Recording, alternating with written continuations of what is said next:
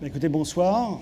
Ravi de vous voir réunis sur cette dernière conférence et de cette dernière journée de Rent. Effectivement, là, nous sommes dans un contexte un peu particulier, puisque nous sommes dans un environnement qui est connexe aux nouvelles technologies. Pour autant, vous allez rapidement voir qu'effectivement, il y a un lien très fort entre ce que vous avez pu voir dans les salons et ce qu'on peut retrouver aujourd'hui dans la communication urbaine. Donc, en fait, les sujets que nous allons aborder ce soir sont finalement les enjeux de la communication hors médias. On dit aussi out of home, ça c'est le terme anglo-saxon. Habiller son chantier à son image, donc c'est finalement quelles sont les réflexions qu'il faut avoir en amont et réfléchir finalement aux 5 piliers. On a, nous, chez Célise, réfléchi finalement, lorsqu'on parle de communication urbaine, à 5 grands axes, à 5 piliers qu'il faut absolument avoir en tête à chaque, finalement, communication extérieure. Puis après, nous allons nous concentrer davantage sur l'étude de cas de la palissade, qui est finalement un incontournable, bien qu'il y ait bien d'autres, on va dire, supports de communication, et essayer de voir un peu, finalement, au-delà de l'utilisation de la palissade, ses usages, et voir qu'est-ce qu'on peut en faire pour faire finalement que sa communication urbaine soit une communication réussie. Alors, très rapidement, finalement, les enjeux de la communication hors médias. Finalement, ça nourrit 2 objectifs. Le premier, effectivement, c'est faire parler de son programme et d'augmenter la notoriété de sa marque. Et éventuellement de faire le lien entre les deux. Donc, c'est un moment extrêmement fort puisque c'est un moment où le promoteur est en lien direct, effectivement, avec les promoteurs, avec les prospects. C'est aussi une façon d'interpeller le prospect dans son quotidien. Tous les jours, il passe à cet endroit-là et là, d'un seul coup, on le happe, on va on va dire l'interpeller et il va falloir susciter son attention. Et enfin, finalement, la vraie question de fond, c'est quel contenu on va mettre sur sa communication d'habillage urbain et quel va être finalement le facteur différenciant. Aujourd'hui, bien trop souvent, on essaye de communiquer, on essaye de communiquer, mais la communication, on va dire, elle est relativement monotone. On retrouve toujours le même type de communication. Et ça vient du fait que finalement, cette communication, on va dire, de chantier, elle est que récente. Elle a peut-être, on va dire, entre 5 et 10 ans maximum. Or, aujourd'hui, il y a de nouvelles technologies, il y a de nouveaux, on va dire, dispositifs qui permettent finalement de se différencier sans obligatoirement débourser des budgets faramineux, mais qui permettent effectivement de pouvoir amener une clé supplémentaire dans la relation client. Alors, tout d'abord, avant de rentrer dans le concept de l'habillage urbain, peut-être que la première question qu'il faut se poser, finalement, qu'est-ce que c'est que l'habillage urbain ? L'habillage urbain, finalement, c'est la capacité de créer finalement une liaison éphémère entre le présent et l'avenir, sous quelque forme que ce soit. C'est-à-dire qu'effectivement, on va intervenir dans la ville, dans la cité, à un moment bien précis. On n'est pas voué à rester des années, bien qu'on a certains projets qui peuvent rester 4-5 ans, parce qu'il y a un problème de budget, et donc effectivement, le projet n'avance pas. Mais pour autant, c'est une vision qui doit être entre court et moyen-termiste. Et c'est dans cette perspective que doit s'inscrire cette communication. Alors, je ne sais pas si vous voyez bien finalement ces points-là, parce qu'effectivement, les slides sont pas si grandes que ça, mais grosso modo, le principal objet finalement dans la réflexion autour d'un projet en amont, c'est-à-dire avant de lancer une communication urbaine, c'est d'analyser son projet. Alors, je suppose que lorsque vous lancez un projet immobilier, il y a une énorme réflexion qui est faite en amont, c'est certain. Pour autant, lorsqu'on va parler de communication urbaine, il va falloir finalement se poser la question de savoir quelle est l'identité du territoire. Vous avez été en relation avec le maire, mais pour autant, lui-même a sa propre communication. Est-ce que je ne vais pas être en rupture avec ce que le maire fait d'une manière quotidienne ? Après, lié au projet, il y a la cible. Vers qui souhaitons-nous communiquer ? Et cet élément est absolument important parce que lorsqu'on va construire sa communication, il faut savoir communiquer, il faut savoir, on va dire, informer l'agence, votre agence, dans cette communication. Puis après, il y a votre identité visuelle, l'identité même de votre organisation. Est-ce qu'elle a ses valeurs, elle a ses codes, Et donc, il faut que la promotion et la communication que vous allez voir sur le terrain reprennent vos codes et vos valeurs, tout comme votre projet immobilier. Il y a le positionnement du projet. Est-ce que c'est un projet BBC HQE? Est-ce que c'est un projet, on va dire, plutôt logement social? Et auquel cas, effectivement, les supports qui vont être utilisés vont être différents et vont devoir s'adapter. Et enfin, il faut comprendre aussi le flux. On est dans un lieu physique. Donc, dans ce lieu physique, vous avez du passage voiture, du passage piéton. Et donc, du coup, il va falloir organiser le sens de la lecture pour permettre, finalement, d'attirer le regard de la personne qui passe. Enfin, la deuxième étape, c'est les enjeux. Quelles sont finalement les contraintes? Quelles sont les contraintes qu'on a lorsqu'on va intervenir? Les contraintes, en fait, elles sont multiples. Les contraintes sont dans le fait que vous allez communiquer et vous êtes dans un territoire, donc il va falloir prendre les contraintes que le maire peut vous imposer. Vous allez après avoir des contraintes par rapport au fait que vous allez intervenir sur le territoire. Donc, on peut vous demander effectivement de respecter le passage piéton. On peut aussi vous imposer, ça nous est déjà arrivé, d'intervenir dans une durée bien précise. Ça nous est déjà arrivé, par exemple, sur un chantier, il fallait qu'on intervienne uniquement entre 7h du matin et 10h du matin, parce que sinon, ça crée de la nuisance. Et finalement, quelle va être aussi l'emprise? Est-ce qu'il y a une emprise? Donc, est-ce qu'il y a une déclaration à faire, une déclaration de voirie et une déclaration associée de publicité? Enfin, il y a le déploiement. Le déploiement, c'est le plan d'action. Quels sont les supports qu'on va utiliser? Alors, il y a le fameux 4x3. Tout le monde adore mettre des 4x3. C'est génial. C'est vraiment le truc. Okay, alors, c'est un truc qui se fait depuis des années. L'information qu'il y a sur le 4x3 est absolument essentielle. En revanche, on n'est pas obligé de la mettre sur un 4x3. On peut la mettre sur une palissade. Et là, exploiter davantage la communication. Donc, ce n'est pas une obligation. D'accord? Ça peut être traité différemment. Il y a aussi la signalétique. À partir du moment où vous allez intervenir dans une communication urbaine, vous allez éventuellement créer de l'emprise, et cette emprise va avoir un impact sur la signalétique. Et de là, il va être donc important de prendre en considération ces éléments-là et voir travailler avec la voirie. Et après, il y a deux éléments qui sont très importants dans le déploiement, c'est-à-dire que la communication est en fait un événement, mais ce n'est pas le seul, on va dire, moment de communication. C'est-à-dire que vous pouvez intervenir une première fois pour communiquer sur une palissade ou sur un 4x3 ou sur je ne sais quoi, mais après, il y a d'autres moments dans votre chantier. Il y a d'autres moments, et ces moments-là peuvent être l'objet d'une réunion avec une agence de communication, une agence événementielle plutôt, qui va être là pour faire vivre votre chantier, de telle sorte que ce chantier vive à travers non seulement on met en place le chantier, mais après on pose la première pierre, puis après il y a le premier étage qui se fait, etc., jusqu'à la réception. Et tous ces éléments-là doivent être pris en considération dans votre stratégie de communication. Et dernière chose peut-être, c'est faire le lien entre ce qui se passe ici avec le digital et le physique. On a un capital qu'on se constitue à travers du digital, et ce digital-là doit être en fort lien avec le physique. Concernant l'habillage urbain, on considère qu'il y a 5 piliers. Ces 5 piliers-là sont donc les 5 éléments qu'il faut avoir en tête en permanence lorsque vous allez engager cette communication de chantier.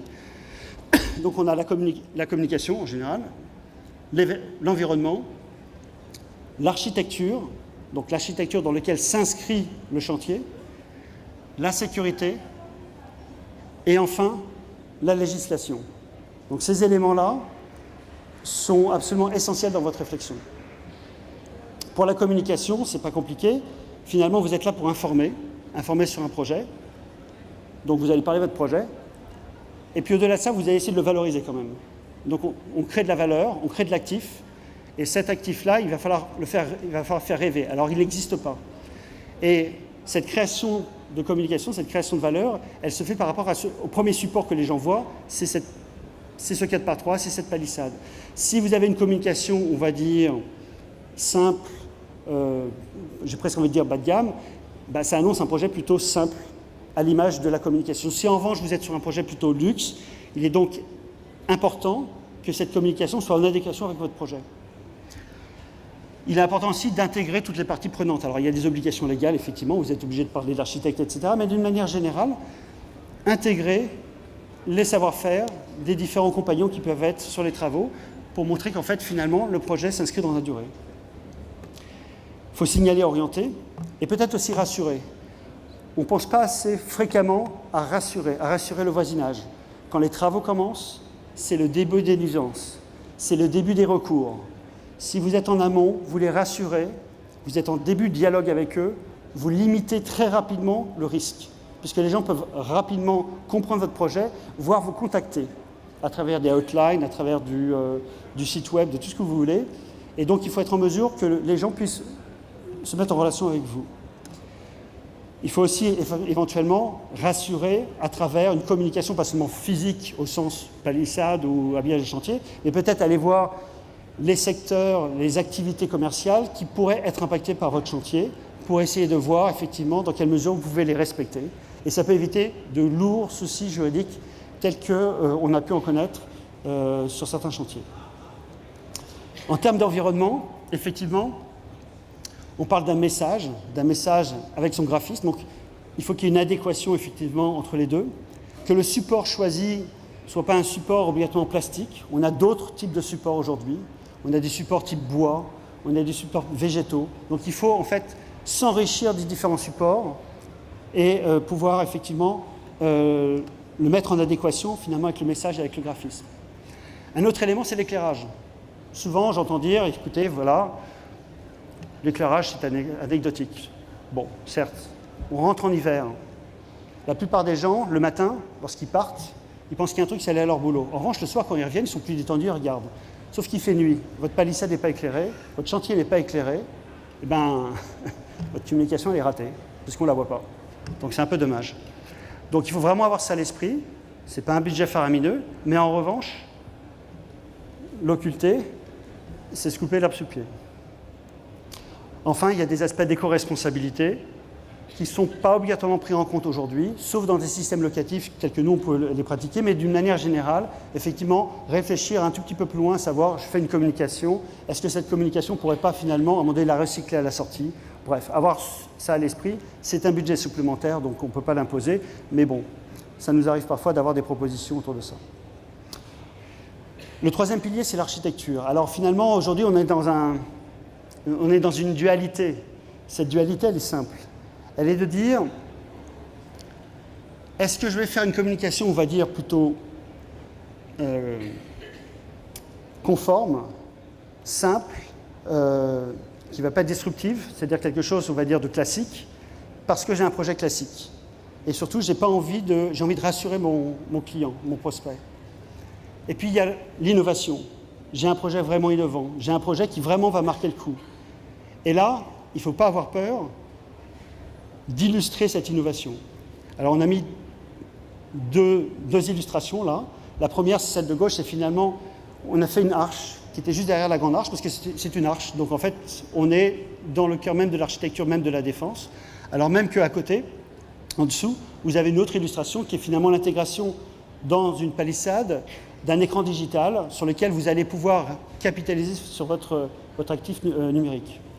Et donc là, il faut l'avoir en tête, à savoir, est-ce que je veux être innovant dans mes communications, au contraire, je veux me conformer. La sécurité. La sécurité, c'est l'élément auquel on ne pense pas, qui est induit, mais qui est au premier plan dès qu'il y a un souci. C'est pas compliqué. Donc, est-ce qu'il y a une bonne ingénierie? C'est-à-dire, est-ce qu'on a pris en compte les calculs de structure? Est-ce qu'on a pris en compte les calculs de portance, calculs de poinçonnement? Bref, est-ce que ce que je vais mettre en place va tenir au moins coup de vent ou au contraire, il va s'effondrer? Est-ce qu'une étude a été faite? Est-ce qu'il y a eu derrière un bureau de contrôle qui est venu vérifier? Alors, pour certains éléments, c'est relativement classique et relativement simple. Pour d'autres, vraiment, la question se pose et il faut l'avoir à l'esprit. De même pour le déploiement.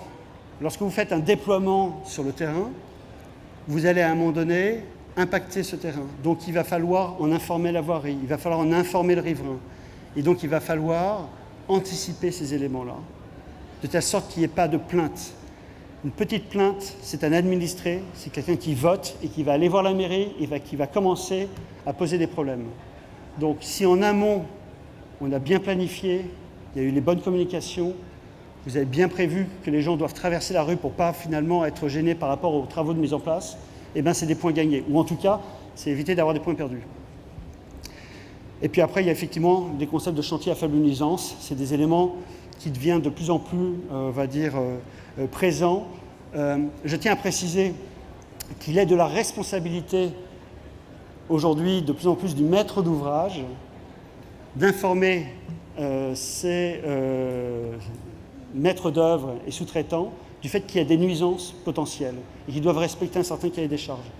Il y a eu des législations autour de ça et à chaque fois, s'il y a un problème de marteau-piqueur, que le marteau-piqueur fait du bruit, ce n'est pas la faute du marteau-piqueur, ce n'est pas la faute de celui qui tient le marteau-piqueur, c'est la responsabilité du maître d'ouvrage. Donc, un, au maître d'ouvrage, deux, au contraire, prendre en compte cette problématique et de la communiquer, on va dire, aux différents intervenants. Enfin, il y a le dernier pilier qui est la législation, avec deux grands axes, c'est le règlement local de publicité et la taxe sur voirie, enfin tout ce qui est lié à la voirie. Il faut savoir que il y a une réglementation nationale et puis après chaque ville a sa propre spécificité. Alors j'en ai deux à partager avec vous. La première, c'est la ville de Nice. Charmante ville. Eh bien, dans la ville de Nice, si vous décidez de communiquer sur votre chantier et vous décidez de mettre des petits logos comme ça, et vous en mettez, on va dire, une petite vingtaine à la suite, comme ça, d'accord ? Vous vous retrouvez à la fin de l'année avec une facture de 2 000 €. Parce que vous avez mis un petit logo. Et ce petit logo, il a un prix. Et en tout cas, la ville est là pour vous le rappeler. Et il y a une autre ville, c'est la ville de Paris. La ville de Paris, par exemple, si vous mettez sur une palissade du texte, vous n'avez pas le droit de dépasser 8 mètres carrés de texte. 8 mètres carrés de texte, quelle que soit la longueur de la palissade. Alors, ce que j'entends par texte, parce que je pense que c'est peut-être pas très clair pour tout le monde, c'est vraiment le texte. C'est-à-dire que si on prend la lettre A, le petit espace dans le A peut être enlevé. Pareil pour le G, pareil pour toutes les lettres où finalement il y a un petit espace. D'accord ? Donc, de la même façon, si vous mettez une grande bâche, cette grande bâche doit respecter un certain nombre de codes bien particuliers pour éviter, en tout cas, de payer des taxes de publicité. Pour autant, il y aura toujours ce qu'on appelle des taxes d'enseigne. Voilà. Donc, c'est des questions qu'il faut se poser en amont, systématiquement, pour ajuster votre communication. Alors, on va prendre l'exemple de cas. Je vous ai parlé de la palissade, je vais en faire un exemple de cas parce que finalement, aujourd'hui, je vous ai donné les piliers. Mais l'idée, c'est effectivement d'aller un peu plus loin et d'essayer de voir qu'est-ce qui se fait et qu'est-ce qu'on fait et qu'est-ce qui se fait. Alors, qu'est-ce qu'on fait ? Finalement, c'est ce que vous voyez ici. C'est une illustration extrêmement simple. Alors là, c'est un exemple qui a été fait à Vélizy. Et qu'est-ce que nous avons ? Finalement, on a une palissade sur laquelle il y a beaucoup de texte, il y a beaucoup d'images, qui est plate et qui permettent effectivement de faire la promotion d'un projet. Les goûts et les couleurs se discutent, effectivement, peut-être qu'il y a un peu trop de texte, mais finalement, c'est une palissade qui est très impactante, il y a du rouge, c'est aux couleurs d'une enseigne bien particulière, sur lequel il y a un impact très très fort. Et finalement, l'innovation est relativement simple. Lorsqu'on essaye d'être innovant aujourd'hui, 95% des cas, on se dit, tiens, et si je mettais une petite lucarne, ce qu'on appelle un oculus, pour permettre aux gens de voir qu'est-ce qui se passe dans le chantier. C'est une super idée, c'est génial, mais on va dire que ça s'arrête là.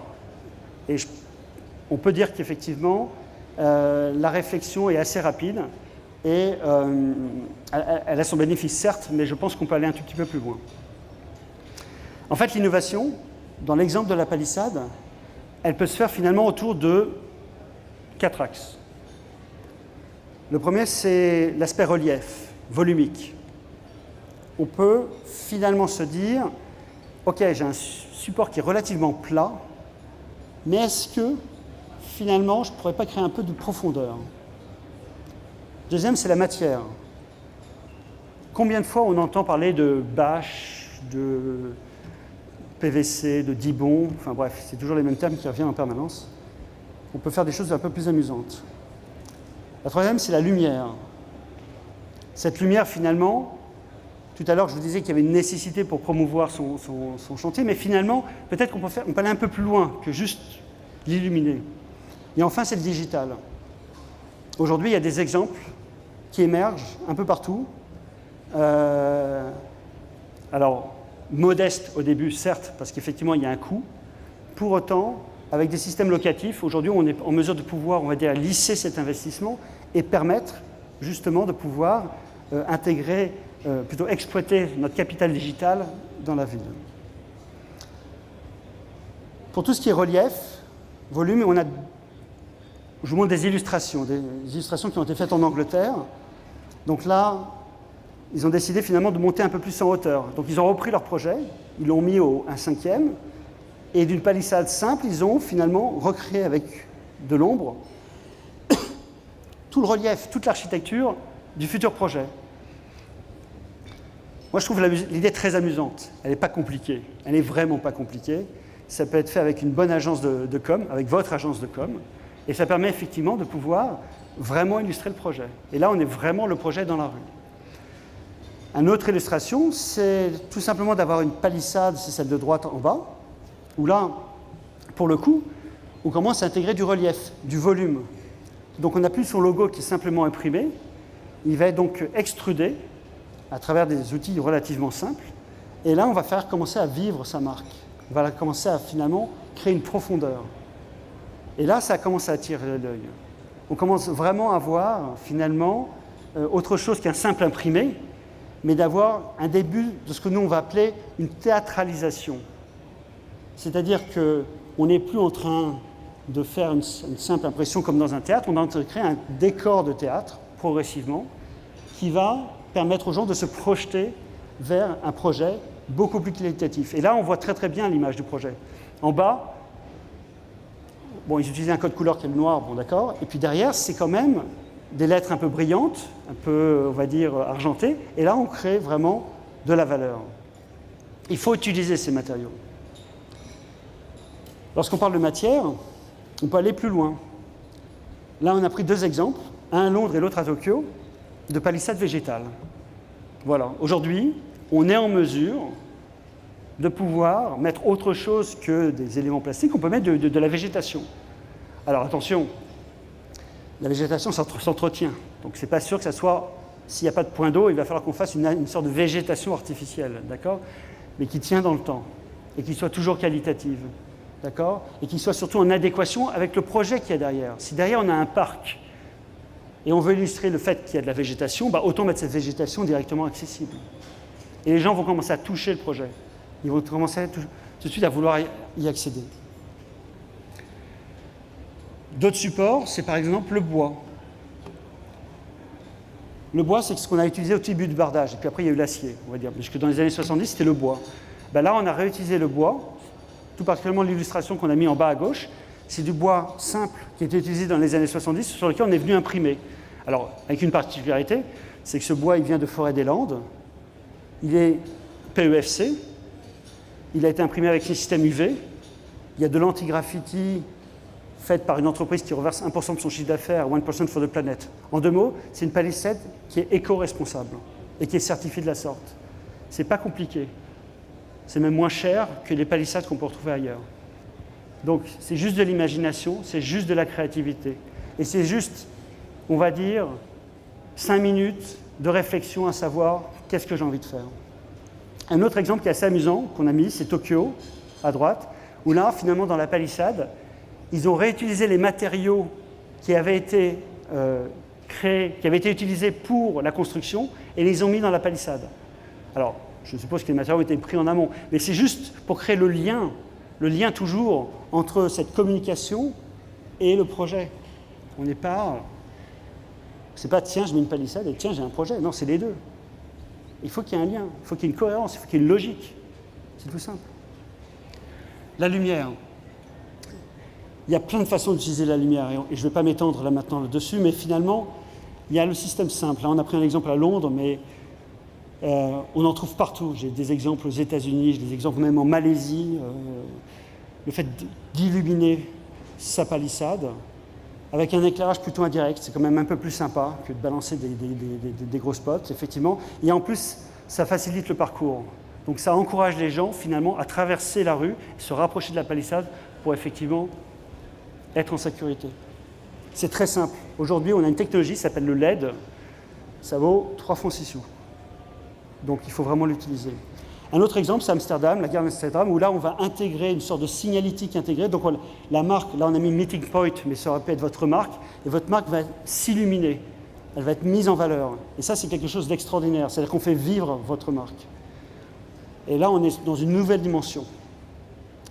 C'est-à-dire l'exploitation, finalement, d'un support pour faire vivre votre marque qui est le reste du temps, il ne faut pas se leurrer, soit sur un site web, soit dans votre bureau, et nulle part ailleurs. On est à l'extérieur, c'est un moment unique, il faut en profiter. Après, il y a l'assemblage des deux. Donc là, on va créer du relief et de la lumière. Et là, on va commencer à exploiter son capital digital. Donc en fait, on va reprendre les perces, toutes les perces qu'on a finalement, et on va les illuminer. Et on va en faire une galerie d'art. Et les gens vont pouvoir venir, vont pouvoir toucher, vont pouvoir voir. Et c'est des systèmes extrêmement simples, vraiment très très simples, dans lesquels effectivement les gens vont pouvoir créer une galerie, voir une galerie de réalisation qui va venir. À noter qu'en Angleterre, il y a une obligation légale. Si vous regardez cette photo, celle de haut en gauche, vous avez des points lumineux blancs tous les, on va dire, 3 mètres en hauteur, au-dessus de la palissade. Ces points lumineux, en fait, on les retrouve sur toutes les palissades en Angleterre. Donc, c'est une obligation, l'obligation de l'illuminer. Donc là, ils ont été plus loin, ils ont mis cette illumination, et après, ils ont mis cette illustration. Je ne serais pas étonné qu'à un moment donné, en France, on ne nous oblige pas d'illuminer les palissades. Bon. Tant qu'il n'y a pas de lobby, il n'y aura rien. Enfin, il y a le digital. Alors ça, c'est un exemple extrême. On est aux États-Unis, mais voilà. Aujourd'hui, la technologie est là pour pouvoir reprendre ce fameux contenu digital qu'on nous propose, qu'on va vivre dans la bulle de vente, mais surtout qu'on va mettre à l'extérieur et que les gens vont pouvoir toucher. Alors, il y a des petites règles législatives qui nous empêchent de créer de trop fortes animations, donc il faut faire attention par rapport à la dynamique, on va dire, de l'animation. Pour autant, lorsqu'on a un actif digital tel que vous pouvez avoir via les investissements, via les perces, via les simulations que vous avez, mon Dieu, autant l'utiliser jusqu'au bout. Et quoi de mieux aujourd'hui que mettre des panneaux LED à l'extérieur. Aujourd'hui, la technologie le permet, et permet effectivement de pouvoir même créer de l'interaction. Il y a des systèmes de Kinect qui permettent effectivement de pouvoir même naviguer à l'extérieur par rapport à ça. Alors rien pour vous cacher, il faut un certain budget, mais ça se fait. On va essayer d'aller un peu plus loin, c'est que là je vous ai parlé de 4 axes finalement de créativité, mais après c'est l'usage. C'est-à-dire qu'en fait, ok, on a mis une palissade, mais finalement ça peut devenir un passage. Ce passage, c'est-à-dire qu'en fait, là, on a pris une palissade, on l'a fait en bois, et puis on a fait un petit toit, on l'a végétalisé, et c'est devenu un vrai passage, un vrai cheminement. Alors là, c'est un exemple un peu particulier. C'était à Dijon, pour le compte d'Unibail, où il y avait un lien. Il fallait amener le consommateur qui arrivait du tramway vers une entrée provisoire. Au début, le projet, c'est on met une palissade sur laquelle on va communiquer. Puis finalement, tout le monde s'est rendu compte que ça allait devenir problématique. L'hiver, il fallait éclairer le passage, qu'il fallait être protégé s'il y avait du vent. Bref, on s'est retrouvé à faire un passage. Mais fondamentalement, c'est une palissade, toute simple, pour laquelle, du reste, on a reçu un prix, mais sur lequel, effectivement, on a végétalisé, on a créé une vraie expérience client. Alors, c'est un projet qui est beaucoup plus lourd, qui est fait avec du bois. Mais pour autant, on peut pousser le concept jusqu'à quasiment de l'ingénierie civile. 2 autres illustrations. Alors, on a beaucoup d'illustrations au Canada. C'est celle de droite en haut. Et celle de gauche, c'est celle sur Oxford Street à Londres, où là, effectivement, on va créer des supports pour orienter ou pour protéger. Donc, c'est des exemples qui ressemblent énormément à ce que vous avez vu précédemment, mais en plus simple, en plus abordable, mais effectivement qui permettent systématiquement aux gens de pouvoir se repérer. Et là, votre support devient un point d'ancrage, un point de rassemblement, et devient un point de référence. Et là, vous avez gagné. On sait où est votre communication. Ça, cet exemple-là, pour moi, c'est l'exemple le plus abouti. C'est absolument génial, vraiment génial. On est sur un projet relativement haut de gamme. Le message est simple, il n'y a pas trop de mots. On va jouer avec différentes matières, de la bâche, du végétal, c'est couvert. C'est une vraie expérience. Une vraie expérience. Et je peux vous dire qu'avant de rentrer dans la bulle de vente, les gens sont déjà transportés dans l'esprit même du projet et de sa réalisation. Alors je suppose que là, ils ont mis quand même un sacré budget, et juste pour vous dire qu'on peut aller très très loin. On peut après faire appel à des artistes, donc effectivement s'intégrer dans l'atmosphère du projet. Donc là, on est dans le centre-ville, on a voulu faire place finalement à la créativité d'artistes. Aujourd'hui, on a des demandes assez amusantes de promoteurs qui veulent pour leurs 15 ans qu'on communique sur tout leur chantier via des artistes sur 10 mètres de palissade. Donc on est en train de déployer sur tout leur chantier finalement des palissades sur lesquelles des artistes vont venir pouvoir taguer et exprimer. Donc ils vont faire une signature. Ils vont prendre plein de photos et après ils vont les diffuser, ils vont les mettre sur les réseaux sociaux, ils vont vraiment créer un événement. Donc ils vont capitaliser, et là on commence à jouer au ping-pong, on crée du contenu, on le met en digital, on le met en physique, le physique devient l'événement, de cet événement-là, je republie sur les réseaux sociaux. Et là on rentre dans un cercle, on va dire, vertueux. Ça, cet exemple est absolument passionnant. C'est celui à Toronto, où finalement on est parti d'une palissade relativement simple et on a créé du volume. C'est-à-dire que la marque, que le projet, en lui-même, est devenu une énorme signature. D'accord ? Donc au lieu de faire de l'impression à gogo, on a fait des lettres ou des chiffres, on va dire, extrudés. Et surtout, on l'a super bien éclairé. Là, ça nécessite un peu d'ingénierie, un peu d'études de structure, avoir des bons points d'ancrage. Mais quel résultat! Quel résultat! Et je peux vous dire que les gens l'exploitent. C'est-à-dire que sur le web, ils publient. Alors nous, on est abonnés à tout ce type de réalisation, donc effectivement, on se dit, tiens, c'est génial, mais c'est vraiment, vraiment exploité d'une manière extrêmement profonde.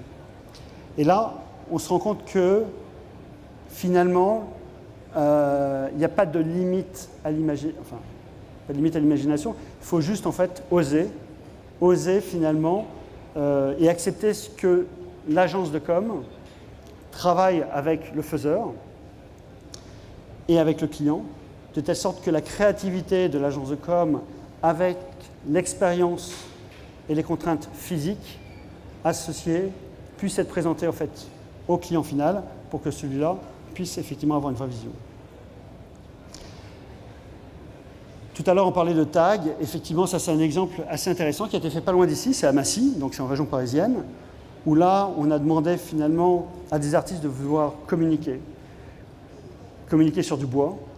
Alors, la communication sur le bois nécessite quand même quelques contraintes, on va dire, puisque le bois est un support vivant, donc il faut bien l'avoir en tête et ne pas se faire leurrer, parce qu'au bout d'un certain temps, pour ne pas dire 2-3 mois, le bois change d'aspect. Donc il faut des éléments qui protègent le bois.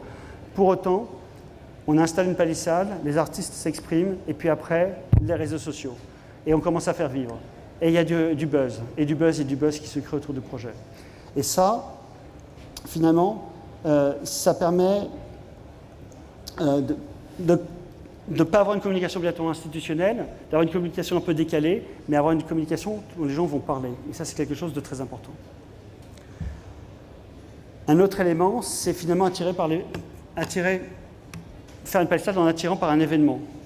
Alors là, c'est plutôt lié, on va dire, à un projet événementiel, et là, il y en a plein, on a pris cet exemple-là, mais ça a été encore utilisé à Toronto, à croire qu'il faut aller se balader au Canada pour vraiment avoir plein d'idées, mais l'idée, c'est effectivement de pouvoir récupérer, alors c'est pour une institution psychiatrique, mais l'idée, c'est effectivement de faire partager les gens à cette réalisation. Ça, c'est le summum. C'est vraiment l'un des derniers exemples sur lequel que je partage avec vous. C'est le fait, c'est un projet qui a été monté à Lyon par un confrère qui s'appelle UP. Le projet s'appelle UP. Et l'idée, finalement, c'était de créer la curiosité et l'entretenir. Donc, en fait, ils ont intégré dans la palissade plein de choses. Ils ont introduit de la nouvelle technologie. Donc, ils ont introduit des flashcodes, ils ont introduit des puces NFC, ce qui permet finalement aux gens, lorsqu'ils viennent, de pouvoir flasher cette palissade et d'avoir après du contenu numérique. Et là, on commence à faire un vrai lien entre le physique et le numérique. Tout à l'heure, on parlait d'usage. Cette palissade, en fait, elle a changé dans son usage. C'est devenu un banc, un aire de jeu, voire un abri. Donc on n'est plus du tout dans un usage pur de communication. On est dans un enjeu réel, d'une utilité, d'accord ? Donc d'un nouvel usage avec un usage numérique. Donc un usage physique et un usage numérique. Et donc là, on est dans une communication qui est complètement immersive, donc qui rentre complètement dans l'environnement. À ce jour, pour moi, c'est l'un des projets les plus aboutis qui soit par rapport à la réflexion de différents usages qu'on peut avoir autour d'une palissade.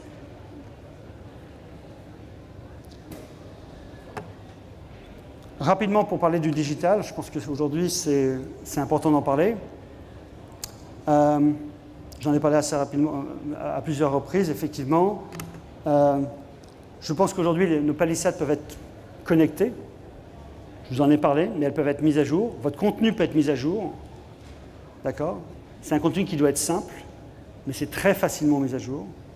Il n'y a pas de risque particulier. On est dans un environnement chantier, mais aujourd'hui, il y a des systèmes qui permettent effectivement de sécuriser, on va dire, l'écran de telle sorte qu'il n'y a pas de souci, avec des vitres blindées, etc. Donc aujourd'hui, on est tout à fait en mesure de pouvoir créer du contenu, de le rendre, on va dire, immersif, de pouvoir le rendre interactif, et effectivement de pouvoir avoir un début de digital qu'on avait à l'extérieur et qu'on va avoir aussi à l'intérieur. C'est-à-dire qu'avant de rentrer dans la bulle de vente, avant de rentrer dans le projet, en amont, on a quelque chose déjà qui est mis en avant. En dispositif complémentaire, dans l'habillage urbain, il y a la bâche. Alors, j'ai mis cet exemple de bâche en haut à gauche, qui est un exemple tout bête. C'est une bâche qui a été mise à Lyon pour un projet immobilier en plein centre-ville. Ils avaient 1 an et demi de communication à faire. 1 an et demi. En 9 mois, ils ont vendu tout leur lot en mettant une bâche. Quelque chose d'extraordinaire. Je peux vous dire que on devait changer de bâche, on ne nous a même pas appelé. La bâche est restée, le gars était super content, il nous a juste demandé de l'enlever. Il n'avait même pas eu le temps de lancer une deuxième communication, c'était déjà fait. Et là, on se rend compte du pouvoir absolument phénoménal de l'affichage grand format, s'il est bien utilisé. Après, vous avez d'autres dispositifs connexes. En bas à droite, vous avez un système que nous on appelle Candélise, des systèmes de potence, qui sont des systèmes relativement simples, qui permettent de créer une halte en hauteur d'une manière élégante et qui permet effectivement de pouvoir annoncer même un projet. Si vous êtes en bonne relation avec la ville, vous pouvez même commencer à communiquer sur votre projet en amont, pas uniquement là où il y avait votre chantier, mais peut-être en amont dans la rue. Les villes ne sont pas contre ce type de dispositif. Il faut juste pouvoir discuter avec eux. Ce n'est pas compliqué. Et les opérateurs comme nous sommes en mesure, d'abord le font au quotidien, d'aller discuter avec les villes. C'est notre job. Donc il ne faut pas se limiter uniquement à son propre périmètre. Il faut penser au territoire global. Et puis après, effectivement, il y a d'autres dispositifs, comme en haut à droite. On va parler de 4x3, de drapeaux, etc., etc. Mais vraiment, avoir une grande imagination et après, effectivement, se réduire et aller droit au but par rapport au budget qu'on peut avoir. L'espace de vente, c'est un espace de vente assez important, il ne faut pas l'oublier. Aujourd'hui, les bases de vie, les modules peuvent être complètement habillés, très simplement, très rapidement, peuvent rapidement se fondre. Bref, on peut rendre son chantier élégant, simple, pas du tout agressif. Donc faire quelque chose qui fait que lorsque les gens viennent visiter le lieu, se disent tiens, c'est des gens qui font attention. Leur chantier est propre, la construction, la réalisation va être de qualité. Et ça, c'est ces petits éléments, ces petits détails qui, mis bout à bout, donnent une image extrêmement positive et qualitative de vos projets. Après, on peut aller très très loin, effectivement. On a le projet des Halles ici à droite, où on crée des plateformes d'observation pour que les gens puissent monter sur ces plateformes, voir ce qui se passe au niveau des travaux. Mais là, on est dans une autre dimension. C'est plutôt des travaux d'ordre public. Et sachez qu'effectivement, parfois, on peut aller très très loin. On peut même habiller des grues via des bâches, des systèmes très simples. Généralement, les grutiers ont déjà intégré dans leur plan de calcul ce type de communication. Pourquoi s'en priver? C'est un bon moyen, effectivement, pour que de très très loin, on puisse voir votre projet.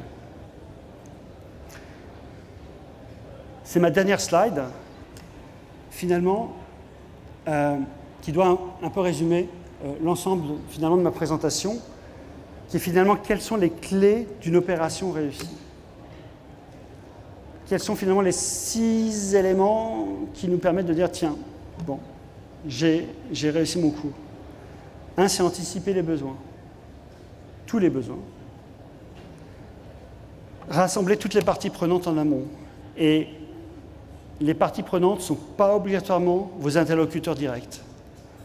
Ce que j'entends par là, c'est que ça nous arrive parfois, nous, d'avoir comme interlocuteur direct, on va dire, quelqu'un qui est dans le BTP, qui est lui-même en relation avec l'architecte, qui lui-même est en relation avec le maître d'ouvrage. Qu'est-ce qui se passe? Eh bien, finalement, l'acteur du BTP ne va pas être sensible, même pas du tout sensible, à votre problématique.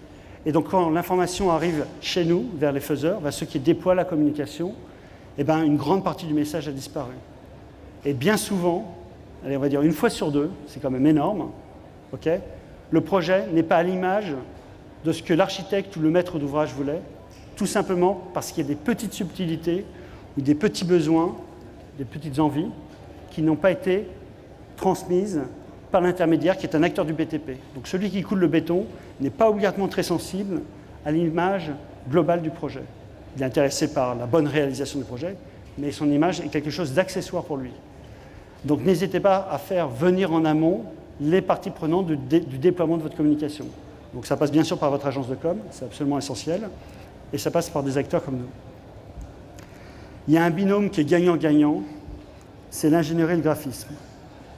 Je n'ai pas parlé de quelque chose tout à l'heure, mais de très important. Tout à l'heure, on parlait de législation et de sécurité. J'ai oublié d'aborder avec vous l'aspect, on va dire, responsabilité. Je ne recommande à aucun maître d'ouvrage d'aller commander auprès de son agence de com une communication en habillage urbain. Vraiment pas. Pourquoi? Parce que l'agence de communication n'est pas assurée pour ce type de réalisation. En 2 mots, si le panneau tombe, il va y avoir un couac, ou si quelque chose tombe, il va y avoir un couac au niveau de l'agence de com parce qu'elle n'est pas assurée pour ça. Nous sommes des acteurs qui interviennent d'un point de vue ponctuel, éphémère. On n'est pas là pour remplacer la relation que vous avez avec votre agence de com. Mais heureusement, un certain nombre d'agences de com sont assez clairvoyantes et se rendent bien compte que lorsque le projet les dépasse, c'est-à-dire dès qu'on dépasse la petite brochure A4 ou la petite carte de visite, d'accord, il est peut-être plus intéressant et on va dire plus raisonnable de mettre en direct la commande entre le maître d'ouvrage et celui qui va déployer la communication. Quitte à une relation, on va dire, tripartite entre celui qui déploie la communication et l'agence de com, qui reste bien sûr l'interlocuteur privilégié. Donc d'un point de vue réglementaire, que la commande passe par le maître d'ouvrage me semble absolument essentiel. Après, il est de notre responsabilité, nous, par exemple, de bien expliquer quel va être l'espace de communication par rapport aux contraintes techniques que nous pouvons avoir. Et après, il y a un échange extrêmement fort qui va y avoir entre l'agence de communication et le maître d'ouvrage pour permettre d'avoir, on va dire, la communication la plus adéquate et la plus sensible par rapport à votre projet. Donc c'est vraiment un binôme très important. Identifier bien sûr les contraintes, on en a parlé un peu plus tôt. Essayer de varier et d'harmoniser les supports. Et puis, dernier point, effectivement, maintenir une communication online et physique cohérente. Hein. Ça, c'est une réflexion que vous devez avoir en amont, mais qui peut tout à fait qu'il faut tout à fait avoir à l'esprit jusqu'à la fin. Voilà. Est-ce que vous avez des questions? Est-ce que vous avez déjà eu des expériences de communication urbaine? Bon. C'est le moment de s'y mettre. Merci beaucoup de votre attention.